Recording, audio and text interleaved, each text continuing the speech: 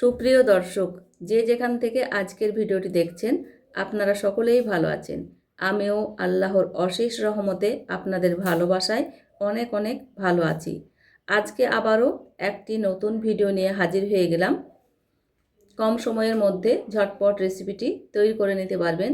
এতটা মজার ও সুস্বাদু হয়, একবার দেখে বানিয়ে নিতে পারবেন। এই রেসিপিটি করার জন্য প্রথমে এখানে আতপ চাল নিয়েছি। যে কোনো আতপ চাল দিয়েই এই রেসিপিটি করা যায়।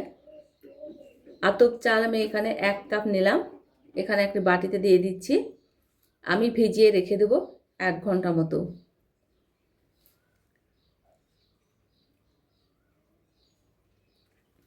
আমি জল দিয়ে ভিজিয়ে রাখছি, এখন ঢেকে রেখে দিচ্ছি 1 ঘন্টার জন্য।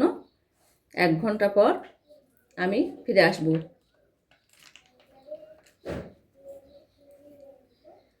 আপনারা অনেকেই অনেক রকমের রেসিপি তৈরি করেন। আজকের রেসিপিটি সম্পূর্ণ দেখে নেবেন, দেখে নিয়ে জানাবেন আজকের রেসিপি কেমন হয়েছে ও আপনাদের কেমন লাগলো। খুব সুন্দরভাবে চালটা ভিজে গিয়েছে, আমি পরিষ্কার করে ধুয়ে নিয়েছি। এখন আমি মিক্সিং বলে দিয়ে দিচ্ছি, একদম মিহি পেস্ট করে নেব। চালগুলো আমি ছেঁকে দিয়ে দিলাম। এখানে দিয়ে দিচ্ছি কাঁচা লঙ্কা 3-4টে। এখানে দিয়ে দিচ্ছি জল। খুব বেশি জল ব্যবহার করব না, অল্প পরিমাণে জল দিয়ে একদম মিহি পেস্ট করে নেব। মিহি পেস্ট করে নেওয়া হয়ে গেছে। এখানে আমি কোনো মশলা ব্যবহার করব না, এখানে শুধু লবণ আর লঙ্কা দিয়ে রেসিপিটি তৈরি করে নেব। এই দুটো জিনিস থাকলে খুব সহজেই তৈরি করে নিতে পারবেন।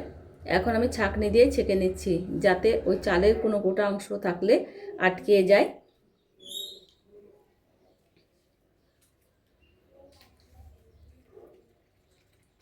দেখুন কিছুটা গোটা গোটা আছে, আটকে গেছে। আবার সবটা ছেঁকে নেওয়া হয়ে গেছে। কিছুক্ষণ আমি নেড়ে নিচ্ছি, দেখুন অনেকটাই পাতলা আছে। এখন আমি এখানে দিয়ে দিচ্ছি স্বাদ মতো লবণ আর চা চামচের 4 ভাগের 1 ভাগ বেকিং সোডা। একদম অল্প পরিমাণে দিতে হবে, বেশি দিলে হবে না। দিয়ে ভালোভাবে মিশিয়ে নিচ্ছি লবণটা গলানো পর্যন্ত। খুব সুন্দরভাবে লবণটা আমার গলে গেছে।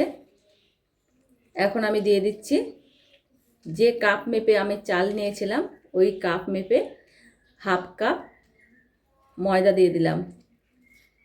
ময়দা দিয়ে ভালোভাবে মিশিয়ে নিচ্ছি। খুব সুন্দরভাবে নাড়াচাড়া করে মিশিয়ে নিতে হবে।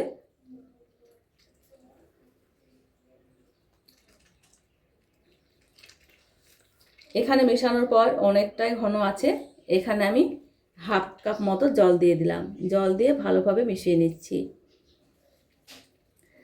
এই কাজটি ভালোভাবে করে নিতে হবে, খুব সুন্দরভাবে ফেটিয়ে নিতে হবে, যাতে ময়দার কোনো দলা বা গোটা অংশ না থাকে। একদম স্মুথভাবে সময় নিয়ে ব্যাটারটা ফেটিয়ে নিতে হবে।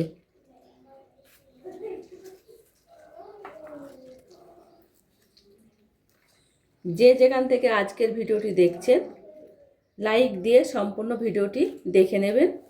ভিডিওর কোনো অংশ ভালো লেগে থাকলে বন্ধুদের সঙ্গে বেশি বেশি শেয়ার করে দিবেন।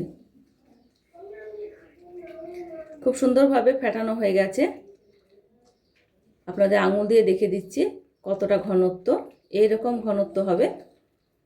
এখন আমি চলে এলাম গ্যাসে ফ্রাই প্যান চাপিয়ে দিয়ে সাদা তেল দিয়ে দিলাম, একদম অল্প পরিমাণে,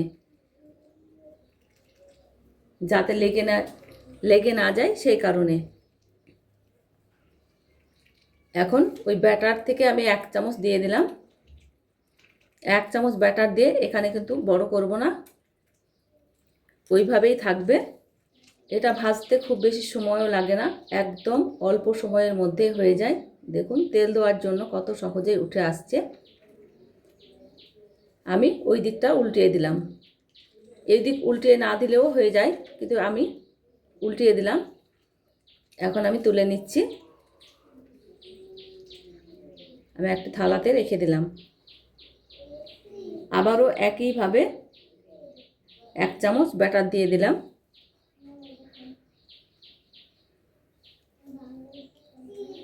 দেখুন কত সুন্দরভাবে কম সময়ের মধ্যে হয়ে যাচ্ছে। দেখুন, আপনাদের হাত দিয়ে দেখিয়ে দিচ্ছি,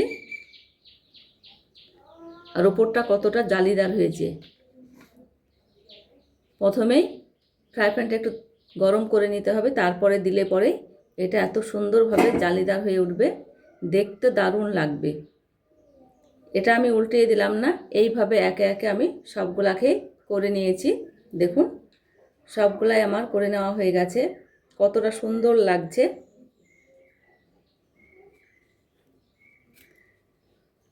আজকের রেসিপি ভালো লেগে থাকলে লাইক, শেয়ার, কমেন্ট করে বন্ধু হয়ে অবশ্যই পাশে থাকবেন। এটা যে কোনো খাবারের সঙ্গে খেতে তো দারুণ লাগে। এটা এমনি এমনিও খেতে ভালো লাগে, যেহেতু এখানে কাঁচা লঙ্কা ও লবণ দেওয়া আছে, তাই এটা একদম স্বাস্থ্যসম্মতভাবে ভালো লাগলে অবশ্যই পাশে থাকবেন। পরবর্তী পর্বে দেখা হবে।